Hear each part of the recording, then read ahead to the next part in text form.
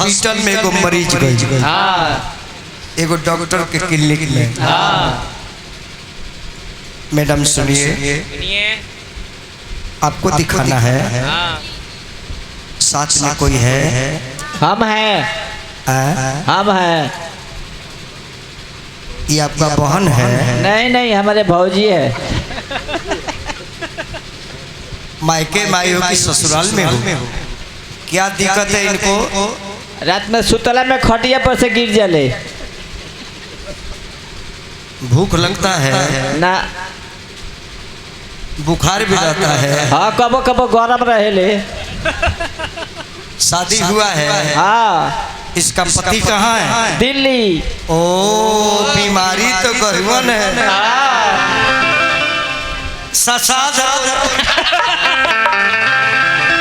Clinic में चलिए भाई साहब, आप बताइएगा। ठीक है। इमरजेंसी वार्ड में जा रहे हैं। लेट जाइए, लेट जाइए।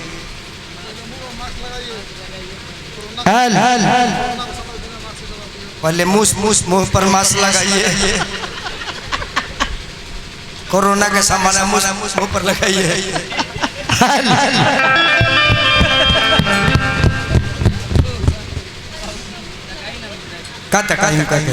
उनका बुझाता है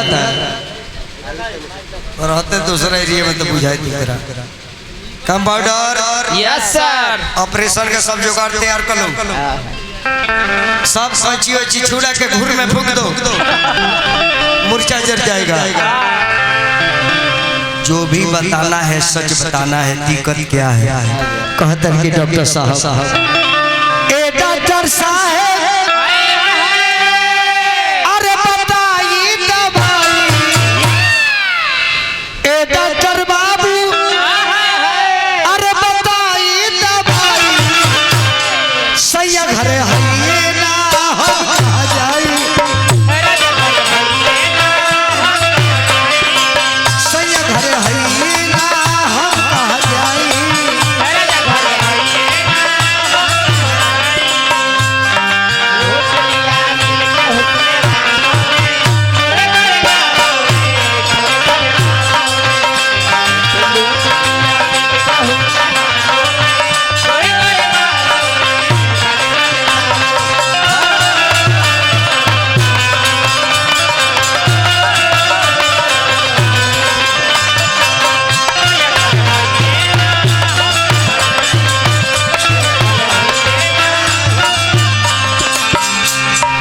बहुत दिन से बीमारी पाल करके रखी है।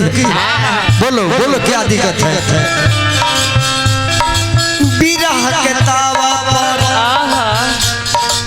तन छमकाता, जुल्मी जवानी के ताला रुकाता।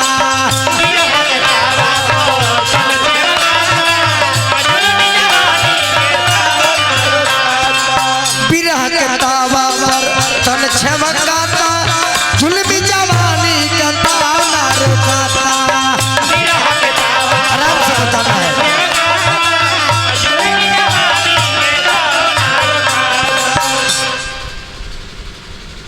कौन चीज का रोटी खाई हो? मड़ुआ के। तो अब तक खोया हमारा के हमारा गया एगो नरेश सिंह डॉक्टर रहले, राम नरेश बाबू। अब बड़ी पीन का रहले तो हम गए नहीं। हमारा कपार में दर्द हो रहे कहीं डर से देखी ना कपड़ा में दर्द हो गए। बैठी बाबा बैठी बाबा। तेले गो मेहरानी होता हाय माई हाय बाप रे हाय माई ओकर पेटवा टोले तो कहले जे का खइले बाड़ू आ त दू को मड़ुआ के रोटी त कहत अब हमरा अब का खइबे रे। हमरा के लीलबे करे अब लजाइल बड़ी कर बीमारी सब तो बिरह के तावा पर तन छमकाता, जुल्मी जवानी का ताला रुकाता।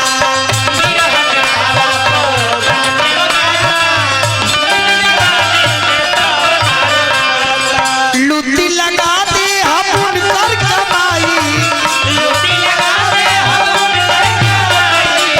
लुटी लगा दे हम उनकर कमाई। सैया घर है ना हम कहाँ। शांति रहो शांति रहो।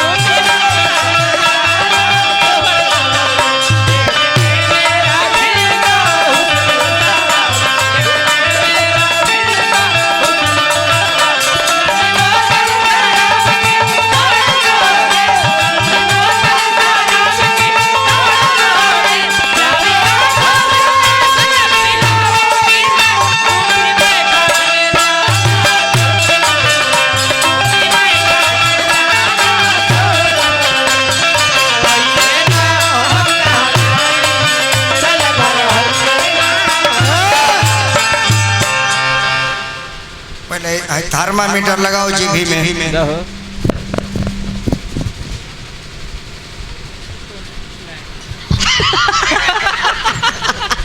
बुखार देखना है। मुबा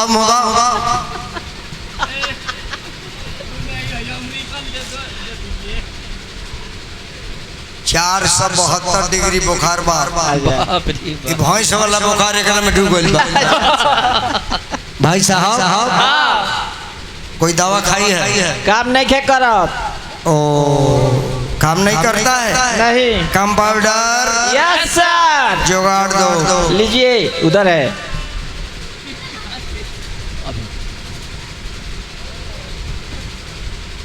ये कौन सा आला है डॉक्टर साहब? नोकिया कंपनी का आला है। कहाँ से आया है?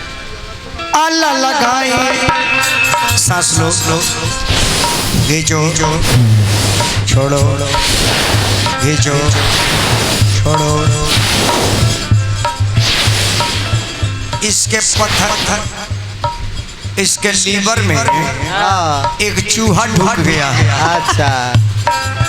और इसका ऑपरेशन कर देते हैं तब पित्त का थैली है ना उसमें पिलाई देख रही है। आला लगाई करीजा के नीचे छाती कमरिया कटी के पीछे।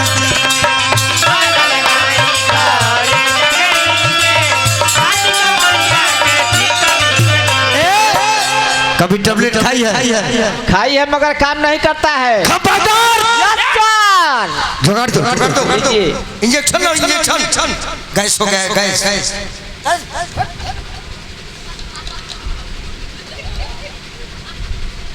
ये कौन सुई है डॉक्टर साहब? मार देता ने भैंस वाला पिन्हा जा दियो बे। डिटॉल कहाँ है? डिटॉल खत्म है। डिटॉल नहीं है? नहीं है। तू लोग बताता नहीं है क्लिनिक पर क्या नहीं है? ये कौन सा डिटॉल है? तेरा इसमें भी एसिड है। अच्छा। चल ऐसा मरीज जाता है हम तबाह हो जाते हैं। अरे बाप रे। और करे तंतु जाने लाठी लेके आई लो तनी हाथ टैबलेट का काम कर सुइया धसा टैबलेट का काम कर सुइया धसा राजा घरे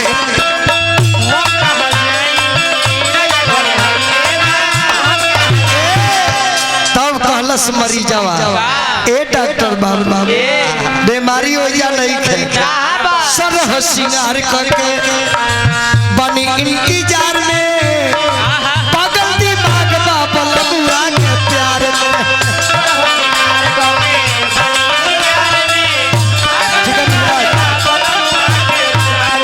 ए गिरी बाबा कैसे रगवा छिपाई राजा घर है ना हम जाई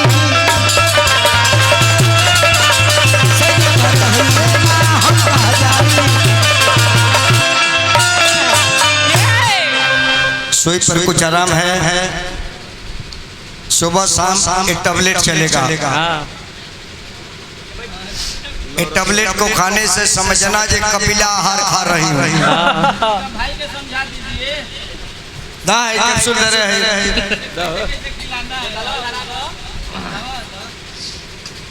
एक तो सिरप है 2 टाइम पीना है। एक ये है इसको चूल्हा में गरम करके मुंह में खरकोचना है।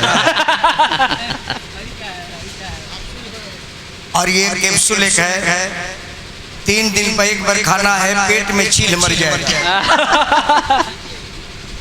और जब मिजाज ठीक हो जाए तो घंटी डोलाना। लेकिन बाजे लग तो बड़ी सुहावन लगे। जाओ जाओ जाओ जाओ अब कुछ आराम हो गया है। मरीज को ले जाइए अपने बहन को ले जाइए। ई बाजे भाई बड़े जे बहन के इलाज करोले मोनो यही गौरव रहला। आ देखो ई गाला में बांध ली हो माने टन टन टन बोली नू तो मन कोई निरोग बनी।